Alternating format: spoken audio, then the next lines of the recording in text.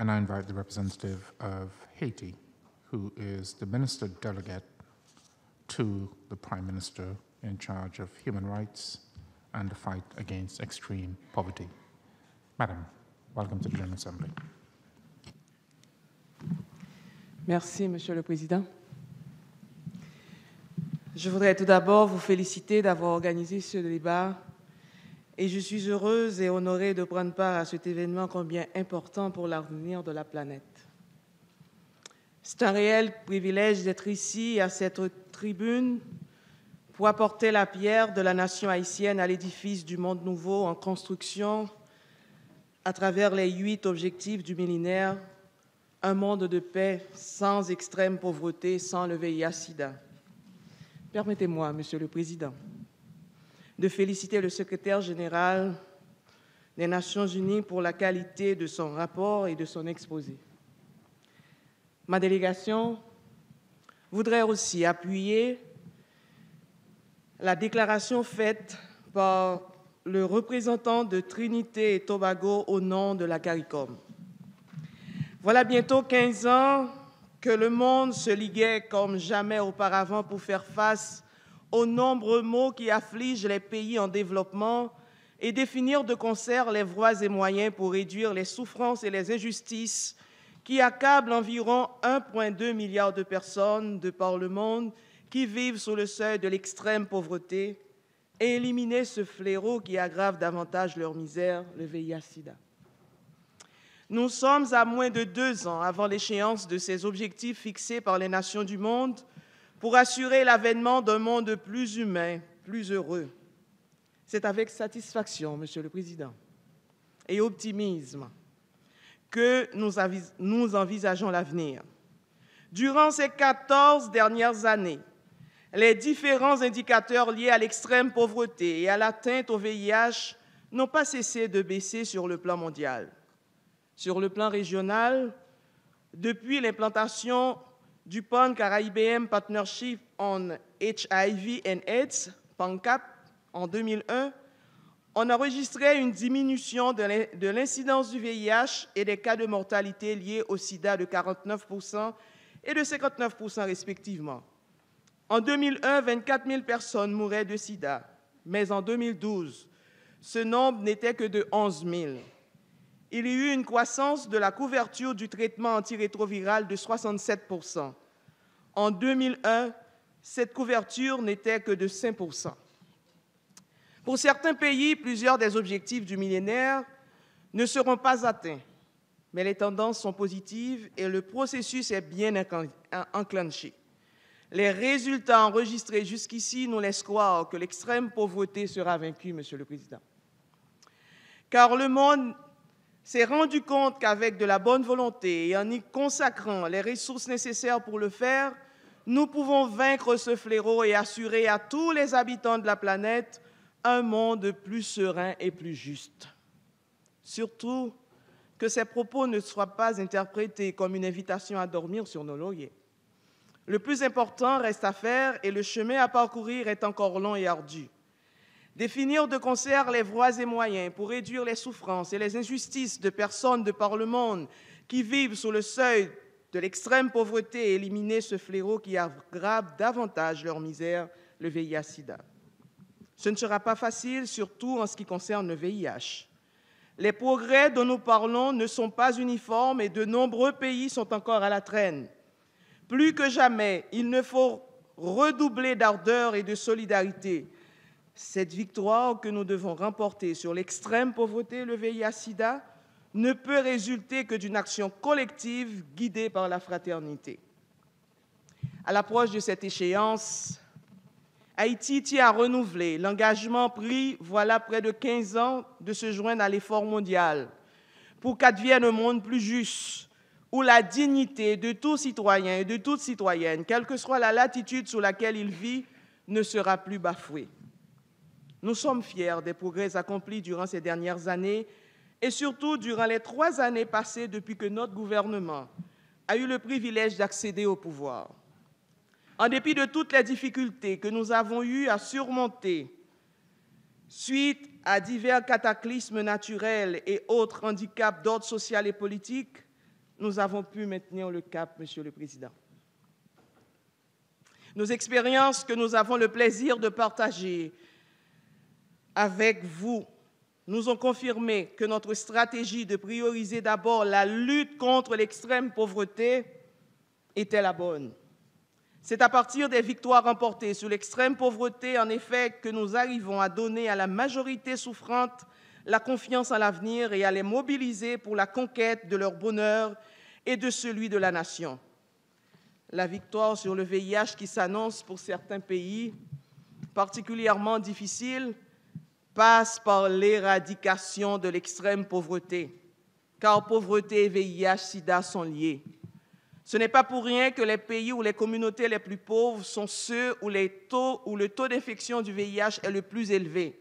Ce n'est pas non plus pour rien que le sida, le paludisme et la tuberculose sont à juste titre appelées les maladies infectieuses de la pauvreté, car elles affectent de manière disproportionnée les populations pauvres et marginalisées et constituent un important moteur de pauvreté extrême et d'exclusion sociale. Monsieur le Président, le lien entre sida et développement est indiscutable. Il faut se montrer encore plus agressif. Il faut abattre les barrières de l'inégalité et de l'exclusion et s'attaquer à toutes les causes qui perpétuent la pauvreté, car la vulnérabilité économique qu'elle engendre favorise plusieurs comportements à risque. De là, la nécessité de s'attaquer à cette vulnérabilité en se servant de tous les moyens disponibles. C'est ce que nous avons fait au sein du gouvernement, de l'administration Martelly et du gouvernement Lamotte, avec nos programmes sociaux qui tendent à cerner tous les facteurs de l'extrême pauvreté, les contrecarrant avec des solutions appropriées.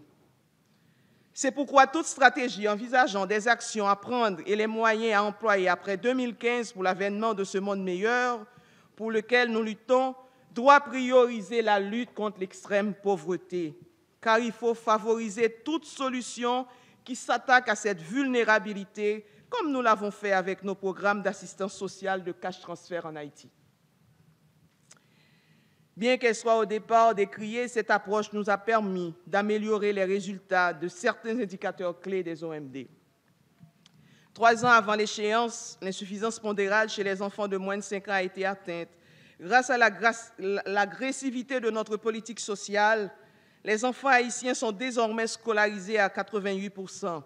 Nos grands succès résident surtout en l'abaissement drastique de la mortalité infanto-juvénile et la prévalence du VIH-Sida que nous avons pu stabiliser à 2,2% depuis 2006. Il faut aussi souligner que ces belles avancées n'ont pu se réaliser qu'avec la solidarité et l'aide de la communauté internationale et le dévouement des organes concentrés de l'ONU. Le monde ne sera jamais assez solidaire pour faire face à toutes les calamités qui l'assaillent. Plus que jamais, nous avons besoin de cette solidarité, car les défis à relever sont colossaux. 6 millions de nos frères, Monsieur le Président, vivent encore dans la pauvreté. Nous avons le plus haut taux de chômage de l'hémisphère. Notre système de santé, bien que d'indéniables progrès aient été accomplis, présente encore de sérieuses lacunes. Et des efforts considérables devront être déployés pour la régénération de notre environnement le plus dégradé de la région, d'autant que l'impact du changement de climat affecte davantage cette dégradation. Cependant, nous sommes sereins. Nous avons déjà tracé la voie qui doit nous conduire à la réalisation de tous nos objectifs et l'après-2015 ne constitue plus pour nous un sujet d'inquiétude. Les germes de ce que nous avons semé par l'implantation de nos programmes sociaux, de nos projets et surtout de notre plan d'action pour la réduction de la pauvreté auront commencé à pousser, révélant à tous citoyens haïtiens la possibilité de cette société de droit heureuse et prospère dont ils rêvaient depuis si longtemps. À partir de là, naîtra la dynamique qui saura renverser tous les obstacles et nous permettre de relever tous les défis, y compris celui du VIH. Nous savons maintenant que l'essentiel, c'est de choisir la bonne voie et d'avancer encore et encore pour arriver à bon port. Nous ne serons sans doute pas dans les délais pour plusieurs objectifs, mais l'essentiel, c'est d'y arriver et nous y arriverons. Sur le plan stratégique, nous savons que nous devons tout mettre en œuvre pour atteindre d'ici la date butoir de 2015 les objectifs fixés ou tout au moins nous en approcher autant que faire se peut, afin de motiver l'ensemble des acteurs de la scène internationale et qu'ils peuvent redoubler d'ardeur pour poursuivre la lutte contre la pauvreté et le sida au-delà de 2015. À ce propos, il nous faudra, Monsieur le Président, de façon impérieuse, trouver des fonds pour accentuer la campagne de prévention envers les jeunes de 15 à 24 ans et les femmes qui sont les plus touchées par ce fléau du sida. Ces dernières représentent environ 57% des cas incidents au cours de la période 2010-2015. Il serait également nécessaire que les compagnies de produits pharmaceutiques se joignent à l'effort mondial et acceptent de baisser un peu leurs profits afin que le prix des traitements antirétroviraux soit plus abordable pour que les pauvres aient accès à ces médicaments. À toutes les nations sœurs, et particulièrement celles qui, comme nous, éprouvent de la difficulté et qui sont accablées de 1000 maux, je voudrais dire que le pire est derrière nous. Car nous savons que si nous restons solidaires et mobilisés, tout comme nous avons su le faire au cours de ces 14 dernières années, nous atteindrons nos objectifs, même s'ils ne seront pas tous à la date projetée. L'essentiel, c'est d'avancer. La victoire est au bout du chemin. Pour maintenir le cap, nous nous proposons les actions suivantes, Monsieur le Président. Accélérer les processus de décentralisation afin que les citoyens et citoyennes des coins les plus reculés sur la planète puissent bénéficier des mêmes services que ceux des grands pays. Accentuer les programmes de prévention, car les populations ont tendance à baisser les bras suite aux progrès réalisés dans le cadre de la lutte contre le VIH.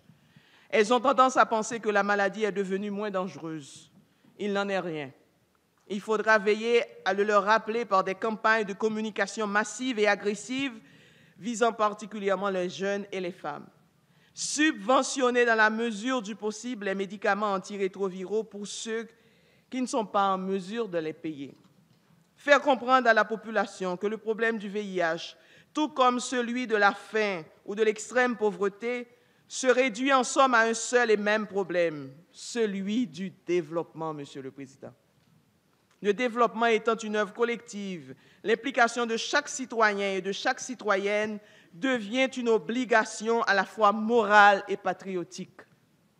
Il est surtout nécessaire pour chaque membre de la communauté internationale, chaque citoyen et citoyenne de chaque pays, de s'interroger sur sa responsabilité dans ce qui constitue une véritable honte pour l'humanité. Il n'est pas concevable, en effet, que des millions d'individus vivent dans le dénuement le plus total et crèvent de la faim, de paludisme et d'autres maladies, alors que l'humanité possède tout ce qui est nécessaire à l'éradication de ces fléaux. Pendant toutes ces années, nous, membres de la communauté internationale, nous avons été trop indulgents envers nous-mêmes. Nous nous sommes accommodés de trop d'échecs qui étaient pourtant évitables. C'est ça le nœud du problème. Ce qu'il nous faudra surtout, c'est de maintenir la farouche volonté de faire cesser ce phénomène qui n'aurait jamais dû être et entretenir une saine indignation pour les horreurs dont nous nous sommes contentés pendant si longtemps d'être de simples spectateurs. Ainsi, nous parviendrons à rester mobilisés et poursuivre sur la voie que nous, membres de la communauté internationale, nous nous sommes tracés jusqu'à l'extinction totale de la pauvreté et du VIH-Sida. Monsieur le Président, nous ne sommes pas inquiets cependant dans le cas d'Haïti. Nos résultats peuvent paraître bien modestes à l'observateur non averti. Cela est dû seulement au fait que nous sommes au cœur d'un apprentissage démocratique qui n'est pas très facile et que notre politique n'est pas toujours bien comprise. L'administration Martelly et le gouvernement Lamotte ont cependant adopté l'option préférentielle pour les pauvres comme vision sociale qui guide notre gouvernance. C'est là une page d'histoire que nous sommes en train d'écrire. L'observateur non averti manque évidemment de recul pour apprécier la justesse et la portée d'une telle option que nous n'hésitons pas à qualifier de salvatrice, pas seulement pour les pauvres, mais pour la société tout entière. Nous nous devons donc de pénétrer l'essence de cette option, l'approfondir, la perfectionner, la promouvoir entre nous afin qu'elle puisse rebondir et retrouver le prestige qui était le sien au lendemain du 1er janvier 1804. Je vous remercie.